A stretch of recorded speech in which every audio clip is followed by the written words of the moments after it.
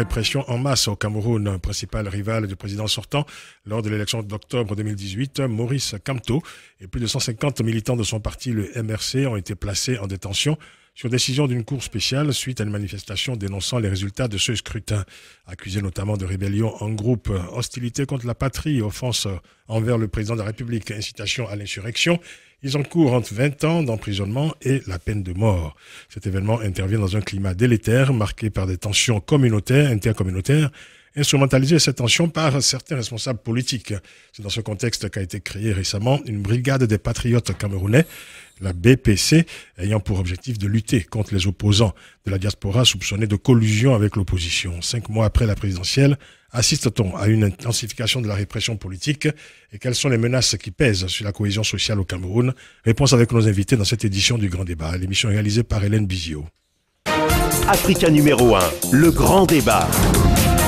Également le Grand Débat sur facebook.com/le Grand Débat. Nos amicales salutations à tous ceux qui nous écoutent aux 4 coins du monde, en Europe, en Afrique, aux Amériques. Merci de leur fidélité.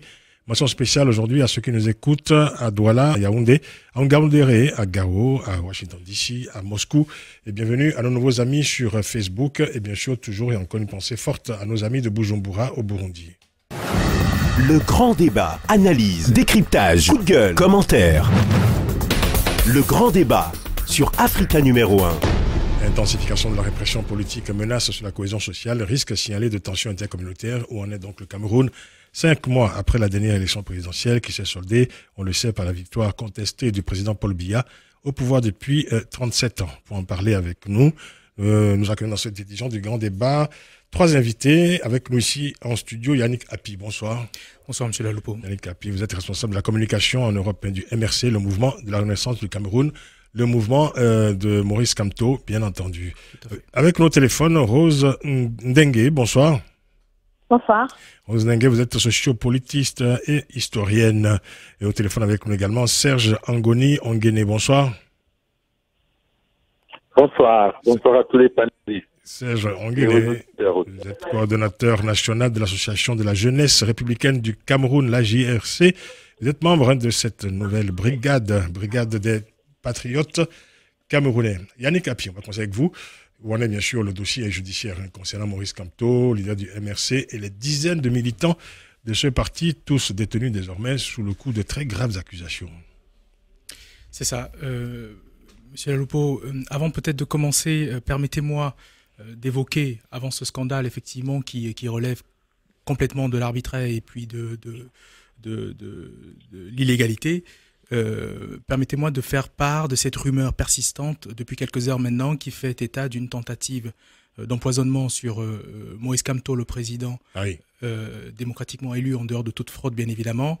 Je voudrais simplement dire ici que si c'était avéré, ce serait une preuve supplémentaire effectivement de la volonté du régime illégitime de Yaoundé de vouloir absolument faire taire Maurice Kamto, mais également les membres de la coalition gagnante qui l'entourent à la suite de l'élection du 7 octobre dernier. Et quels sont les éléments qui corroborent cette information? Écoutez, pour l'instant, nous avons reçu cette information de certaines personnes qui ont par le passé n'ont pas démenti la qualité de leurs sources, mais pour l'instant, je ne souhaite pas peut-être le dire de manière officielle, mais nous attendons des précisions pour pouvoir le confirmer. Mais c'est pas compliqué de savoir dans quel état il se trouve lui actuellement, s'il y a une tentative d'empoisonnement. Vous savez très bien effectivement qu'il est quasiment mis à l'ombre, hein, parce que depuis quelques jours maintenant, ses visites sont extrêmement contrôlées, tout le monde n'a plus facilement accès à lui, donc ça va prendre sans doute quelques temps, mais nous allons pouvoir effectivement vous apporter des confirmations là-dessus. Mais voilà. Donc toujours en détention, donc accusé il y a plusieurs chefs d'accusation, plutôt lourds d'ailleurs, incitation à l'insurrection notamment, hostilité contre la patrie, rébellion en groupe, offense envers le chef de l'État. Enfin, voilà, alors, une fois cette précision... Et tout ça suite à juste une manifestation. Ben, écoutez, je pense qu'on ne pouvait pas s'attendre mieux d'un régime que je ne vais pas qualifier ici, à part si ce n'est de dire que c'est un régime illégitime. Mais au-delà de cette rumeur, je voudrais quand même rappeler que le président élu, Maurice Kamto, a le moral extrêmement haut. Tous les militants qui ont été bien évidemment enlevés dans le cadre de cette affaire ont également le moral extrêmement haut. Oui. Ils sont convaincus bien évidemment qu'ils sont en train de subir une injustice de plus. Oui. Je pense que tout ceci a fortifié leurs convictions. ce moral est amplifié peut-être par aussi la mobilisation qu'il y a tout autour, parce que vous ne le savez sans doute pas, mais je dois le dire ici, c'est qu'il y a toute une organisation qui s'est constituée tout autour de ces militants pour leur apporter des matelas de couchage, pour pouvoir leur livrer au moins 2 repas par jour. Parce que je ne vais pas faire une insulte ici en disant que la qualité de détention dans les prisons camerounaises sont extrêmement mauvaises. Alors ils ont le moral certainement, mais enfin c'est une épreuve humaine quand même, c'est une épreuve lourde hein, quand on est quand même incarcéré dans les conditions que vous décrivez. Bah écoutez, lorsqu'on a les convictions chevillées au corps, comme c'est le cas de ces militants, comme je le disais tout à l'heure, on est extrêmement fortifié par cette injustice supplémentaire. Je vais me permettre peut-être de prendre l'exemple de notre camarade Annick Galleux, qui est une jeune étudiante de 24 ans, une jeune femme de 24 ans, qui est doctorante à l'université de Yaoundé, qui a subi des tortures, qui a subi des tortures physiques et morales, à qui on a demandé d'avouer qu'elle avait participé à ces marches pacifiques contre la somme de 5 000 francs CFA. Ah oui. Voilà. Donc je dois vous dire effectivement que lorsqu'on est arrêté dans de telles conditions, détenu dans de telles conditions avec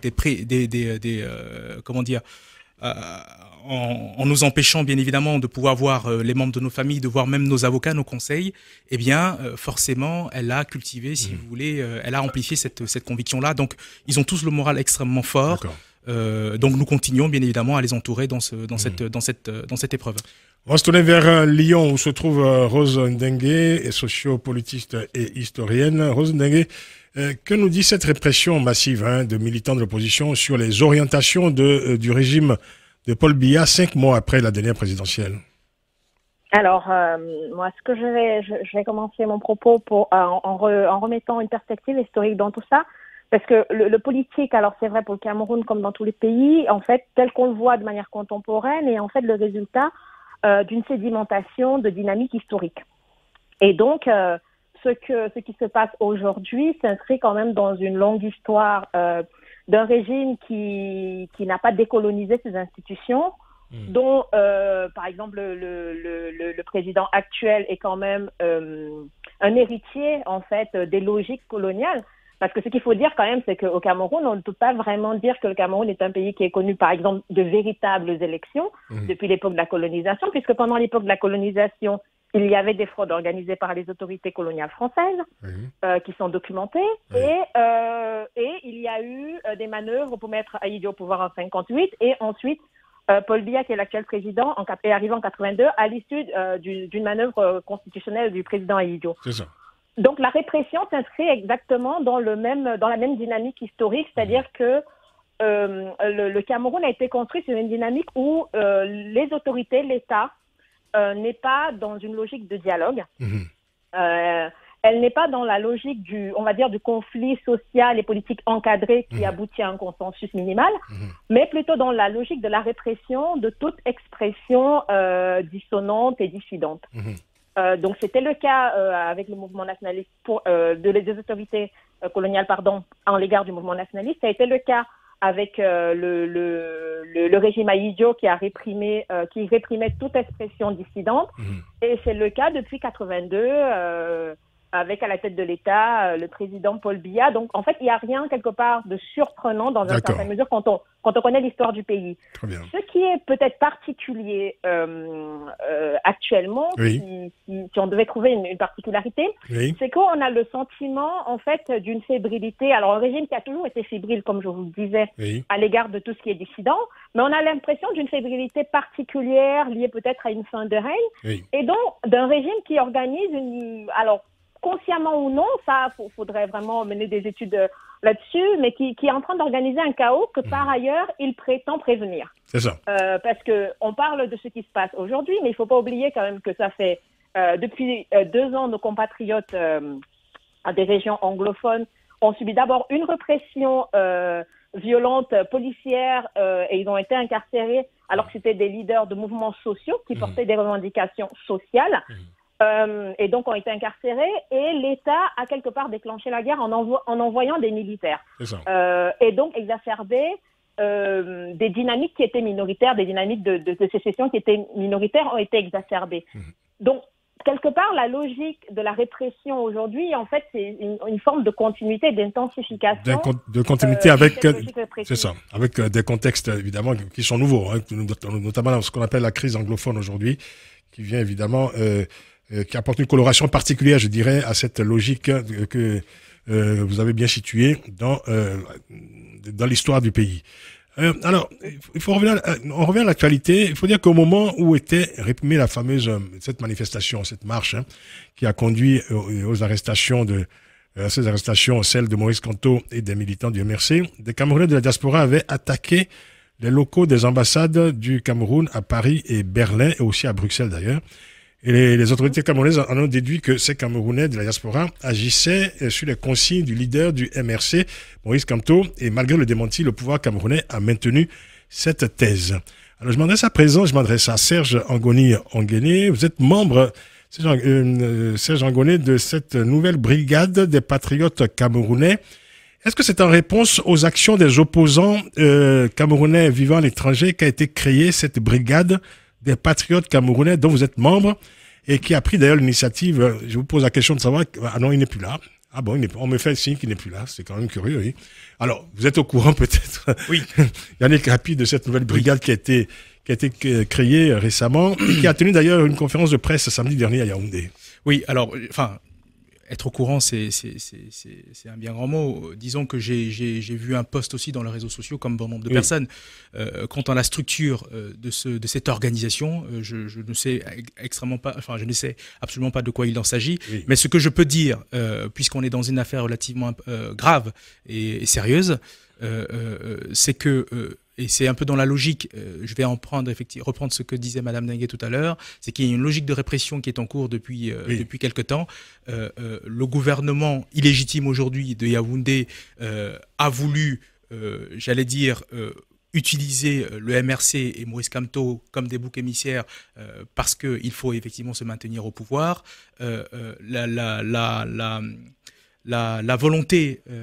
il faut dire que c'est le MRC qui a résisté le plus fortement quand même au résultat des dernières élections et qui a maintenu un contentieux électoral face au régime. L'engagement effectivement du MRC avait été très clair dès le départ, ça avait été toujours de dire effectivement qu'on s'engage pour le changement au Cameroun et on s'engage de manière à ce que, bien évidemment, qu'on puisse avoir un changement effectif. Le régime, bien évidemment, puisque Madame Dengue le disait, l'utilisation de la répression avec aujourd'hui l'idée, la nouvelle information qu'on a eue à la suite de la sortie du ministre délégué de la Justice sur le fait Bamileke montre clairement que l'outil et la pièce maîtresse du régime, c'est bien la tribalisation du débat pour pouvoir se maintenir au pouvoir. On va y arriver. On a retrouvé Monsieur Serge Angoni. Monsieur Serge Angoni, vous êtes avec nous? Oui, je suis avec vous. Voilà, on évoquait donc la création de cette brigade des patriotes camerounais, la BPC, et je vous posais la question de savoir si cette brigade avait été créée en réponse aux actions que des opposants camerounais vivant à l'étranger ont menées contre certaines représentations diplomatiques du Cameroun, notamment à Paris et Berlin. Non, ce qu'il faut déjà signifier un mouvement spontané. C'est un mouvement qui a fait son chemin. Oui. Mais au départ, il s'appelait la brigade anti-sardinard. Oui. Et par souci, comment dirais-je, de patriotisme et surtout pour que tout le monde se retrouve là-dedans, oui, il a fallu qu'il porte un nom beaucoup plus sain. Oui. Et c'est comme ça qu'il s'est auto-baptisé de nouveau brigade des patriotes. Parce que question qu'il opposait à la brigade des sardinards, anti-sardinards, s'est retrouvé beaucoup plus une question ethnique. Alors, expliquez aux auditeurs ce que signifie exactement le mot sardinard aujourd'hui dans le contexte camerounais. Le mot sardinard, moi je ne saurais le décrire totalement, oui, mais dans le contexte camerounais, il est englobé de ceux qui se disent tontinards de la brigade. Les tontinards, c'est ceux qui sont du côté du pouvoir, c'est ça? Non, les tontinards, c'est eux qui sont de la base. La brigade anti-sardinard, oui, ça veut dire que ce sont des tontinards qui combattent la base. Ah oui, c'est compliqué. Les patriotes. Oui. Et la sardine, pour le dire de façon très simple, au Cameroun, il y a des meetings politiques. Oui. Les gens aimaient manger à froid, donc c'était du pain, c'était de la sardine. Donc c'est de là qu'est née cette expression. D'accord. Non mais alors, plus clairement, quel est le positionnement de cette brigade des patriotes camerounais dans le contexte actuel? Parce que j'ai lu quand même, pendant cette émission, que parmi les objectifs de cette brigade, il y a la lutte contre les actes de vandalisme des représentations diplomatiques camerounaises, le soutien au chef de l'État Paul Biya, ainsi qu'aux institutions de la République. Oui. De quelle manière cette brigade va-t-elle remplir ces objectifs? Elle est en train de les remplir. De quelle manière? Là, il y a une forte délégation qui est en ce moment au Cameroun. Une forte délégation de Camerounais venus de l'étranger. Oui, de la France, du Canada, de l'Allemagne, de la Belgique et de la Suisse. D'accord. Et qui sont au Cameroun? Oui, en ce moment. Ils sont là depuis vendredi. Mais que font-ils précisément au Cameroun, alors? On sensibilise sur la dérive qui a été promue par ceux qui constituent le bras armé du MRC, notamment la brigade anti-sardinale, qui a instrumentalisé la question ethnique entre les Bamileke et le reste des tribus du pays, mais en mettant en avant les bêtis, comme ceux-là qui leur font totalement ombrage. Et maintenant, pour la brigade des patriotes du Cameroun, qui regroupe en son sein tous ceux qui sont rejetés par le côté de la brigade anti-sardinale, il était question de venir apporter un message beaucoup plus de vigilance, d'appel et de conscientisation, parce que tout ce qui est en train de se dessiner là pourrait entraîner le Cameroun vers un glissement qui serait irréparable. Et nous trouvons cela assez grave parce que la culminante de tout cela, c'est le saccage des ambassades. Quels sont les liens qu'entretient cette brigade des patriotes avec les autorités camerounaises? Précisément, dites-le. En ce moment, je suis l'un des leaders du 300 diaspora qui a fait venir la brigade des patriotes au Cameroun. C'est vous qui les avez fait venir. Je voudrais peut-être rappeler, je suis peut-être surpris. Ah oui, vous travaillez avec les gouvernants. Non, attendez, parce qu'il faut que ce soit très clair pour tout le monde. Ouais. Vous travaillez avec les gouvernants, donc c'est avec les moyens de l'État que vous avez fait venir c'est avec les moyens de l'État que vous avez fait venir des Camerounais de l'étranger, c'est ça? Non, c'est pas ça. Nous travaillons avec les gouvernants dans un sens républicain. Parce que 300 associations, chacun a ses orientations. Maintenant, la patrie est en danger. Nous avons jugé que la République ne s'arrête pas seulement au Cameroun. Elle a un prolongement avec ceux qui sont dans la diaspora. Et tout ce qui se passe au niveau de la diaspora est assez dangereux pour nous qui sommes ici parce que les dommages, c'est nous qui les subissons le plus. Ah bon. Voilà pourquoi vous avez par exemple observé que le 26, après les marches illégales du MRC, certains ont été arrêtés et ça crée une certaine faction au niveau de l'opinion publique. Et ça, il est important de dire aux Camerounais, non, faisons attention. La politique, c'est bien, mais la politique peut nous entraîner vers la dérive. Donc, il est important que nous maintenions ce que nous avons de commun. Ce que nous avons de commun, c'est la patrie. Très bien, écoutez, nous engager. D'accord. Peut-être une petite remarque. Yannick Api. Peut-être une petite remarque, monsieur Laloupo, parce que je suis un peu surpris à l'entame de la prise de parole de ce compatriote. Hein, c'est un compatriote qui se présente comme, enfin, je l'ai appris de vous d'ailleurs, qui se présente comme étant membre de cette fameuse brigade, alors que précédemment, j'avais cru comprendre qu'il était coordonnateur d'un mouvement de jeunes qui était coordinateur national de l'association de la jeunesse républicaine du Cameroun. Voilà, donc il y a des portefeuilles, si vous voulez, il cumule. Bon, c'est son droit, mais je voudrais simplement je voudrais simplement. Laissez terminer, monsieur Yannick Api, et je vous donne la parole juste après Serge Ongoné. Je voudrais simplement que nous ne nous éloignions pas, si vous voulez, du débat. Ah non, on est dans le débat, parce que là, on en est quand même à la création de brigades de Camerounais. Alors, j'ai envie de demander qu'est-ce que le MRC fait là-dedans. Parce que, voilà, j'ai envie de demander qu'est-ce que le MRC fait là-dedans, parce que... Nous parlons d'un contexte général. un contexte général où on parle de tensions, et des tensions de plus en plus importantes dans le pays. Et ce qui se passe là, la mise en place d'une brigade de patriotes chargée notamment donc de lutter contre les actes dits de vandalisme. Contre les autres Camerounais. Contre les autres Camerounais, vous avez bien évidemment trouvé le raccourci. Cela participe aussi, je dirais, du contexte et de tensions que nous connaissons actuellement au Cameroun. C'est une inquiétude que nous avons au MRC, M. Laloupo, parce que voilà, nous sommes tous lancés dans une sorte de bataille où les Camerounais s'opposent entre camps adverses. C'est une réalité. On est en train dont il faut s'en désoler. Il faut s'en désoler parce que je rappelle que aujourd'hui, le cœur de ce sujet, c'est le contentieux électoral et le hold-up électoral qui a aujourd'hui engagé la frustration d'un certain nombre de Camerounais qui avaient voté pour le changement et qui ont fait face effectivement à une fraude éhontée de la part du régime. Mais ce contentieux électoral s'inscrit dans un contexte plus global. Je crois que vous avez reçu sur vos ondes, en tout cas dans votre studio ici, un membre de cette fameuse brigade anti-sardinate qui a de manière claire, je pense qu'on ne peut pas dire autrement, oui, admis qu'il n'avait aucun lien avec le MRC. Donc j'ai envie de savoir qu'est-ce que le MRC fait dans ces batailles entre brigades. Jusqu'à présent, M. Serge Anguené n'a pas parlé du MRC. Nous parlons du contexte général. Il a évoqué que cette brigade était un supposé bras armé du MRC. Bon. Eh ben, c'est lui qui le dit. Vous allez donc pouvoir le contester. On marque une pause. On va retrouver juste après Rose Ndengue qui va nous dire ce qu'elle pense évidemment de ce contexte très particulier. À tout de suite.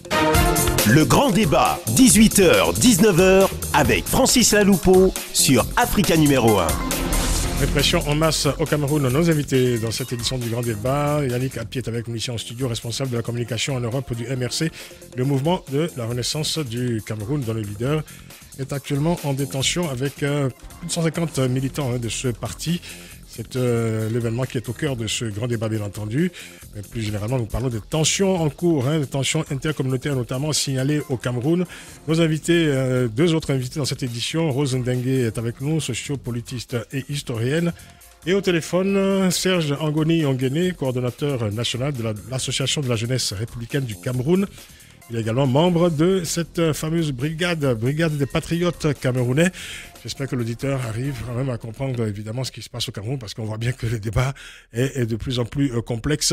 Je vais demander très rapidement à Rose Ndengue en quelques mots de nous donner son sentiment en écoutant évidemment en ce qui concerne la création de cette brigade des patriotes camerounais qui manifestement se dresse contre d'autres Camerounais considérés comme des opposants politiques ayant notamment saccagé des ambassades du Cameroun à Paris et Berlin, par exemple.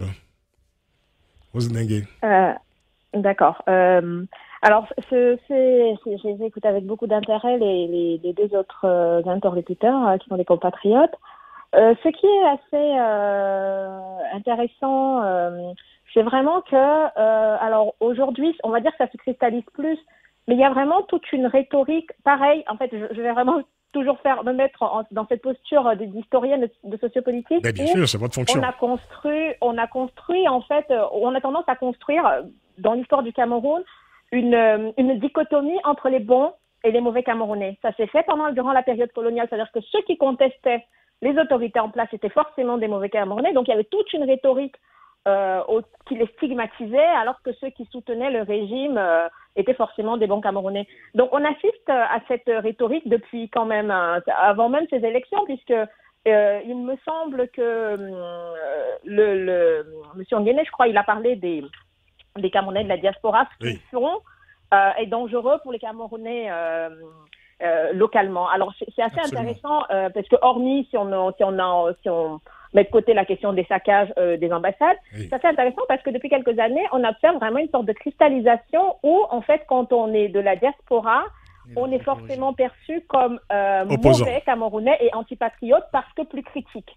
Et donc ça continue, c'est-à-dire qu'on est toujours dans ce dont je parlais tout à l'heure, c'est-à-dire que d'un régime politique qui ne supporte pas la critique et donc qui est un imaginaire où la critique n'est pas admise et est forcément mauvaise. Oui. Alors qu'on sait que l'ordre social, le consensus minimum vient du conflit des idées, etc. Donc, ce à quoi on assiste là, c'est vraiment une cristallisation entre deux pôles qui seraient des bons Camerounais et des mauvais Camerounais. Les premiers, effectivement, vont soutenir le régime, les patriotes, Oui. Et puis les autres restent nécessairement antipatriotes parce qu'ils critiquent. Et cette dynamique permet de complètement occulter les problèmes sociopolitiques et socio-économiques du pays. C'est-à-dire que quand on parle de ça, on ne parle plus de la pauvreté, de la précarisation structurelle des populations, parce qu'on a quand même eu affaire à une campagne électorale où on a distribué à des populations du pain et de la sardine. Enfin, c'est quand même assez ubuesque. D'où le mot sardinard. Voilà, je crois que le mot sardinard vient de là. Oui. C'est quand même assez ubuesque d'en arriver là. On a des populations, pour moi qui ai travaillé sur les questions, notamment de la participation politique des femmes au Cameroun, la première difficulté qu'elle posait, c'était cette question de la précarité socio-économique de l'ensemble des populations et plus encore des femmes. Pendant qu'on construit les mauvais patriotes, on n'améliore pas le système de santé et les femmes continuent à mourir en couche. Pendant qu'on parle de sardinards et d'anti-sardinards et qu'on se tape dessus, on n'améliore pas la situation des populations du Grand Nord, qui sont les 3 régions, Adamawa, extrême nord et nord, qui, dans une enquête d'ailleurs de l'ECAM, donc une enquête des autorités qui date, je crois, de mémoire, c'est la plus pauvre du pays. Oui. C'est pour ça aussi que Boko Haram est en train de construire un ennemi de l'intérieur, mais aussi un peu à l'extérieur. Oui. On n'est pas en train de résoudre les problèmes structurels et on n'est pas en train de faire le bilan d'un régime. 37. Alors, restez avec nous et on va réagir, Yannick Api, rapidement, parce qu'on va retrouver Serge Angoné, qui était avec nous depuis... Oui, non, mais je voulais simplement souligner effectivement que c'est vraiment une certaine fierté d'avoir une sociopolitiste avec nous ce soir qui explique bien effectivement la logique, l'histoire, la dynamique de tout ceci. Ce genre de débat périphérique que nous sert systématiquement le régime, c'est vraiment sa marque de fabrique. À chaque fois que le régime est menacé, systématiquement, il nous sert des débats effectivement dans lesquels nous, les Camerounais, en tout cas dans leur ensemble, ne retrouvent pas les solutions à leurs problèmes. Le sujet... Mais là, c'est quand même des éléments toxiques qui sont en train d'imprégner la société. D'être mis en avant. Oui. Je crois que le communiqué de l'ambassade d'Israël, qui effectivement, faisant suite à la sortie du ministre délégué à la justice, souligne assez bien, si vous voulez, le genre de débat dans lequel ce régime illégitime. Alors, il faut rappeler à quoi vous faites allusion, parce que faut dire qu'il y a quelques jours, le ministre délégué auprès du ministre de la Justice, Jean de Dieu Momo, avait fait cette fameuse sortie au cours d'une émission de télévision. Ce ministre qui désignait la communauté bamileke, qui justifiait plus ou moins ce qui est arrivé aux Juifs. Voilà, l'une des ethnies du pays. Il faut préciser aux auditeurs qui ne connaissent pas le Cameroun. Il désignait donc cette communauté bamileke et il établissait un lien inattendu.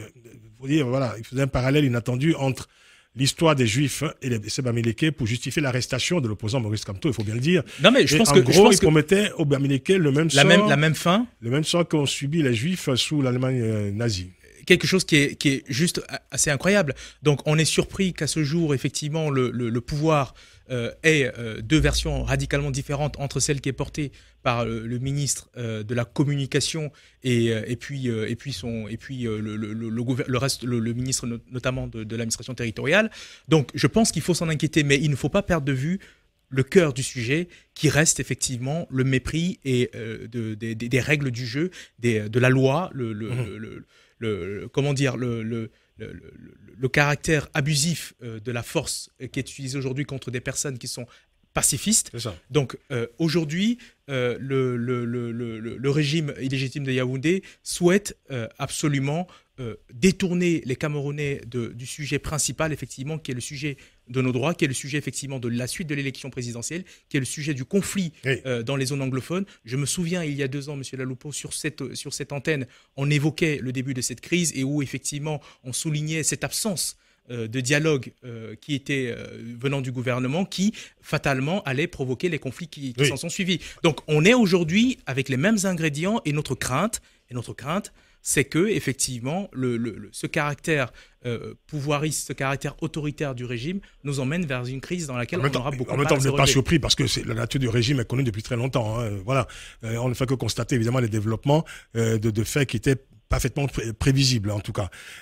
Serge Angoné, vous êtes avec nous?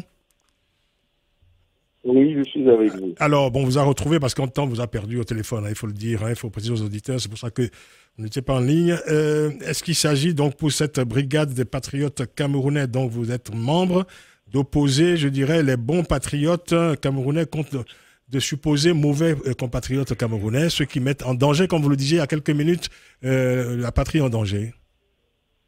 Déjà, ce qu'il faut dire, c'est que nous sommes à la base tous patriotes, surtout ceux qui aiment le Cameroun. Et c'est dans ce cadre-là que nos compatriotes de la diaspora sont arrivés au Cameroun. Je ne suis pas un membre de la brigade des patriotes, mais c'est un mouvement dont nous louons les idéaux et les démarches, parce qu'ils convergent avec ce que nous faisons déjà ici au Cameroun. Et étant donné que la situation elle est assez tendue, elle est même assez grave de notre point de vue, et il est important que nous puissions éveiller nos patriotes à ce que le pire n'advienne pas, parce que la question politique, dans le sens politicien, a pris le pas sur le social et sur l'actualité. Et ceci peut entraîner des dérives irréparables. C'est pour cela qu'ils sont arrivés au Cameroun pour sensibiliser. La brigade patriotique, qui peut effectivement être le contraire de la brigade anti-Sardina à juste titre, n'est pas un mouvement qui va à la contre des Camerounais qui vivent, par exemple, dans la diaspora. Je note dans ces propos qu'il peut soutenir. Je note dans vos propos, cher monsieur, que vous pouvez soutenir un combat, sans, dans le même temps, en refusant d'en être membre. C'est très intéressant que vous le souligniez, ça. Je ne suis pas membre. Non, mais je suis complètement d'accord avec vous. Je suis complètement d'accord avec vous et je vous l'accorde d'ailleurs. Je vous l'accorde. Oui, parce que la même, on aurait aimé que vous puissiez faire la même conclusion avec nos compatriotes qui se font appeler brigade anti-sardinarde, qui n'ont bien évidemment aucun lien avec Maurice Kamto. Bien qu'ils aient soutenu la démocratie, c'est le moins qu'on puisse dire, pour autant, ils estiment ne pas être membres du MRC. Donc, comment se fait-il que vous ayez une logique, cette logique à géométrie variable? Yannick, on a bien compris. On va laisser Serge Angoné vous répondre. Vous pouvez me permettre. Allez-y, vous êtes au téléphone. En plus, c'est pas très pratique. Allez-y. Il y a un problème à la base. Le président du MRC, Maurice Kamto, lors d'un de ses meetings à Baham, a dit « Nous sommes fatigués de tontiner ». C'est à nous le tour maintenant. Ça, c'était avant la présidentielle. Oui, bon, ainsi, par la suite, on peut faire dire beaucoup de choses à Paul Biya aussi. Brigade anti-Sardinard. Ça a clivé sur le plan politique les positions des uns et des autres. Et seulement ce qu'il faut dire, c'est que ceux qui n'étaient pas partisans du MRC, ils étaient tentés d'appartenir aux étant pro-pouvoir. Et à partir de là, deux camps se sont formés. Oui, mais bien plus grave. Ça peut juste être un débat démocratique, ça. Ça peut juste se résumer à un débat démocratique. Un débat démocratique. Oui. Mais sauf que les éléments qui ont suivi, la violence, moi qui suis sur ce débat, je suis l'une des personnes qui a invité la majorité des artistes qui ont été interdits en France de prester, qui sont des Camerounais, et je les ai invités dans une mobilisation dans le cadre de la paix et du vivre ensemble. Mais malheureusement, on a associé cela au soutien au parti politique, au RDPC, toute cette confusion. Et quand ces artistes sont venus là-bas, ils ont été violentés. Les perruques des femmes ont été arrachées. Il y a eu la violence physique. La police française a dû se mobiliser pour, par exemple, permettre à Catino de prester. Et ces glissements-là ont conduit directement au saccage des ambassades. Je pense qu'il aurait fallu, mais très honnêtement, ce débat est assez entre le MRC je pense qu'il aurait été utile d'avoir sur ce plateau dans ce studio des représentants peut-être de la base pour que vous puissiez échanger avec eux. Moi, je suis le représentant du MRC. Je suis le représentant du MRC, cher monsieur. Le débat qui a lieu en ce moment n'est absolument pas un débat juridique. J'ai eu à le dire. C'est un débat purement politique. Je rappelle effectivement que toutes ces procédures qui nous entourent, on aurait envie de dire qu'il n'y a pas un respect d'un code. Yannick Capi, je vais vous rappeler une chose, c'est que Monsieur Onguéné est au téléphone, donc il est un peu désavantagé. Oui, mais c'est un peu compliqué d'entendre. Il faut laisser l'auditeur aussi s'y retrouver. Le président Maurice Kamto n'a jamais pris un communiqué pour dire que, parce que la base parle au nom du MRC, elle parle au nom du Kamto. La base a enlevé les fusils du chef de l'État aux ambassades et elle a collé celle de Maurice Kamto. Les marches, oui, elles ont porté qui est au devant, c'est Maurice Kamto. Oui. Ce sont des faits, ce sont des actes. Oui, mais Serge Onguéné, on va quand même... Serge Onguéné, je ne sais pas qui... Le problème que nous avons, et je vais chuter par là. Allez-y. Le problème que nous avons... En quelques secondes. Nous avons mal à la situation du Cameroun en ce moment. Ce clivage nous pose problème parce qu'il peut nous amener vers la dérive. Oui, mais ceux qui sont en face peuvent vous dire exactement la même chose. Vous déplorez un clivage, mais... Ils ne sont pas brutalisés. Oui. Non, mais il y a par exemple la brigade des patriotes qui est venue au Cameroun sur notre invitation. C'est très difficile de vous écouter. C'est très difficile de vous écouter. Il y a un débat ouvert au Cameroun. Il y a plus d'une centaine de médias. Chacun traite des sujets qu'il a. Oui. Mais maintenant, vouloir infantiliser tout un régime, infantiliser toute une nation, essayer de faire passer le message selon lequel il y a eu hold-up électoral. Le débat au Cameroun... On va devoir marquer une pause. On vous retrouve juste après. Ne partez pas, Monsieur Onguéné. On vous retrouve juste après. Tout ça, évidemment, est parfaitement édifiant. Même si ça semble un peu confus, c'est tout à fait édifiant. À tout de suite. De 18h jusqu'à 19h, le grand débat avec Francis Laloupeau sur Africa numéro 1. Répression en masse au Cameroun. Nos invités, Yannick Capi est avec nous ici en studio, responsable de la communication en Europe du mouvement de la Renaissance du Cameroun, avec nos téléphones depuis Yaoundé au Cameroun. Serge Onguéné, coordonnateur national de l'Association de la jeunesse républicaine du Cameroun. Il est présenté officiellement comme membre de la brigade des patriotes camerounais, une nouvelle brigade qui a été créée récemment, même si il refute le titre de membre de cette brigade. Et avec nous également Rose Ndengue, sociopolitiste historienne. Rose Ndengue qui a signé il y a quelques mois avec de jeunes universitaires et actrices de la société civile une tribune publiée sur le site Le Monde Afrique. C'était le 26 octobre 2018, tribune intitulée « Au Cameroun, la fausse victoire de Paul Biya met en péril la cohésion nationale ». Et dans cette tribune, on peut lire notamment que, je cite, la cohésion nationale est mise en péril avec la complicité d'une partie de l'intelligentsia locale et de la diaspora qui profite d'une visibilité médiatique et ou sur les réseaux sociaux pour diffuser et infuser la haine de l'autre dans l'imaginaire populaire. On est lié également dans cette tribune. Ceci, nous avons pleinement conscience que le contexte actuel de fin de règne, adossé à l'exacerbation des tensions sociales et politiques, est un ferment de l'embrasement au Cameroun. Et d'emblée, la tribune dit d'ailleurs que l'élection présidentielle du 7 octobre au Cameroun, 7 octobre 2018, a été l'occasion de prolonger et de consolider le malaise camerounais. Alors j'ai envie de vous demander... Madame, messieurs, comment résoudre donc ce malaise camerounais? Ensuite, nous allons terminer évidemment par le dossier judiciaire de Maurice Kamto. Rose Ndengue, très rapidement, en quelques mots, comment résoudre donc ce malaise camerounais? Alors, comment résoudre ce malaise camerounais? J'ai coutume de dire, et avec les collègues avec qui on a signé la tribune, c'est peut-être commencer... et encore une fois, du coup, je m'excuse vraiment de jouer mon rôle d'historienne, de réhabiliter... Soyez bref, surtout parce qu'il nous reste 5 minutes d'émission, il faut aller très vite. De réhabiliter ce qu'on appelle la citoyenneté insurrectionnelle. C'est-à-dire que c'est une citoyenneté qui fait partie de nos codes sociaux, dans nos groupes socioculturels, et qui doit être réhabilitée parce que c'est une citoyenneté qui met l'État face à ses contradictions et à ses manquements. Donc ça veut dire qu'on doit pouvoir manifester son désaccord en marchant, en faisant des sittings, pour demander à l'État de faire plus, de faire mieux.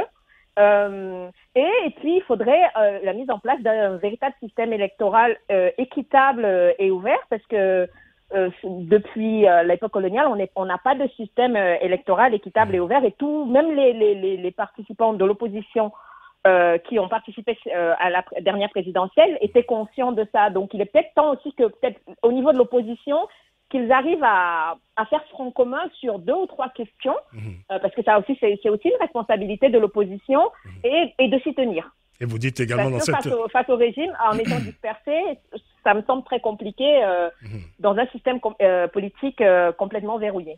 Vous dites en tout cas dans cette tribune, on va retenir cette phrase, que vous en appelez à décoloniser impérativement notre pensée, la pensée camerounaise, et à désethniser l'État camerounais. On aura l'occasion évidemment de revenir sur cette notion qui est au cœur aussi du débat politique camerounais aujourd'hui. Merci beaucoup, Rose Ndingue. Restez avec nous jusqu'au bout pour écouter les autres intervenants pour leur conclusion, en tout cas, conclusion forcément provisoire. Yannick Api. Oui, je voudrais dire que la réponse, elle est inéluctablement dans la démocratie, elle est dans le respect et dans la vérité des urnes. Je pense que tous ces conflits partent de cette élection, de ce hold-up électoral. Le MRC continue à batailler dans le cadre dans ce contexte de contentieux électoral. Nous continuons de dire effectivement non à la guerre qui oppose les 2 régions anglophones à le reste de l'armée. Nous continuons à dire qu'il faut retrouver la vérité des urnes. Il faut procéder. Nous continuons de dire donc qu'il faut dire un non au hold-up. Nous continuons de dire que nous sommes effectivement contre l'impunité vis-à-vis de ces personnes qui ont encadré l'organisation de la CAN. Alors pour conclure sur le dossier judiciaire de Maurice Kamto, alors si on considère que ce procès qui est fait à Maurice Kamto et à ses co-accusés est essentiellement politique, est-ce que vous pouvez espérer une solution politique aussi à ce dossier judiciaire, je veux dire une issue favorable, pas des voies politiques?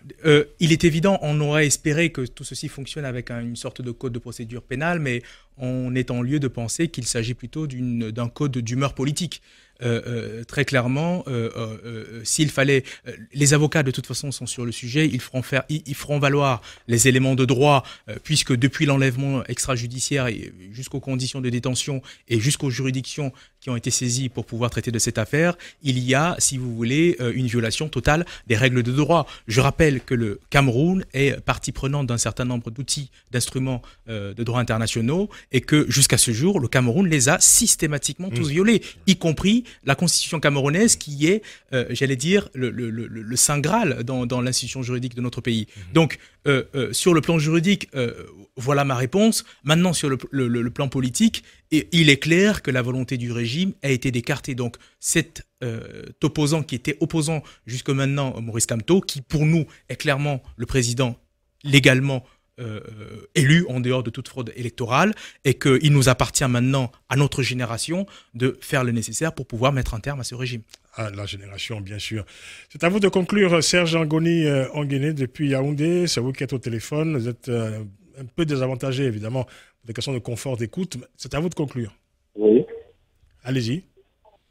Oui. Bah, dites-nous, par exemple, quel sera l'agenda de cette brigade patriotique, par exemple. Ou du gouvernement, peut-être. Oui, peut-être, oui. On a bien vu, évidemment, que c'est une brigade qui est plutôt proche, quand même, du pouvoir. Hein. Monsieur Laloukou, la première chose à dire, c'est que l'élection présidentielle est derrière nous. Le Cameroun doit se construire. Le Cameroun a beaucoup de défis. Et nous, la jeunesse, aujourd'hui, nous, les leaders associatifs, ce que nous appelons de tous nos vœux, c'est que nos compatriotes, qu'on se retrouve tous ensemble, qu'on puisse faire marque d'un véritable vivre ensemble. Et ceci passe par un regard vers l'avenir. Parce que la difficulté aujourd'hui reste que le Cameroun avance, d'aucuns sont encore à l'élection présidentielle. J'aimerais rappeler, ça s'appelle un contentieux post-électoral. J'aimerais rappeler quand même à ce monsieur que la jeunesse à laquelle il fait allusion, qu'une bonne partie d'entre elles est encore dans les geôles du pouvoir aujourd'hui pour avoir manifesté, j'allais dire, un droit constitutionnel. Je veux dire, ça paraît surprenant. C'était à Serge Angoni de conclure, hein. Vous l'avez dit, Yannick Api. Oui, nous sommes à des conclusions. Maintenant, après que nous soyons sortis de la question électoraliste, présidentielle, où nous avons les institutions en place et qui fonctionnent, il faut maintenant regarder vers l'avenir. Et l'avenir aujourd'hui, c'est par exemple le procès de Maurice Kamto, que nous souhaitons juste et équitable, parce que c'est un professeur de droit émérite. Et moi qui ai aussi fait du droit, je sais qu'il a fauté à certains endroits, mais là n'est pas le problème. Et il faut surtout dire que nous évitons de politiser le problème, parce que le politiser assez le rend encore plus complexe. Pour vous, cette détention de Maurice Kamto n'a aucune connotation politique, Sergent Guéné? Et maintenant, en ce qui concerne... Oui. Je vous pose la question, la détention de Maurice Kamto, pour vous, n'a aucune connotation politique aujourd'hui? La détention de Maurice Kamto, c'est vrai que j'ai un souci avec mon confort d'écoute, mais je peux dire que la détention de Maurice Kamto en tant que candidat à l'élection présidentielle interpelle tous les Camerounais, mais seulement elle ne fonde pas l'actualité au Cameroun. Ça aussi, il faut le dire. Les gens continuent de vaquer à leurs occupations. Les gens essayent de vivre. Y compris dans les zones anglophones, bien sûr.